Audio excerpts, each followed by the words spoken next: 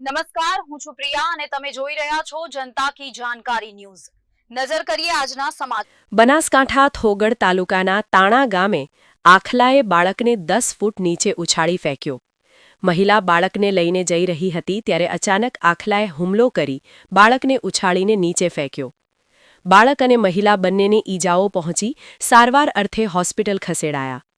આખલાને હડકવા હોવાથી ગૌરક્ષા ટીમને જાણ કરાવી હતી, પરંતુ ટીમ આવે એ પહેલા બની ઘટના। રિપોર્ટ ભરત ઠક્કર, ડીસા, બનાસકાંઠા।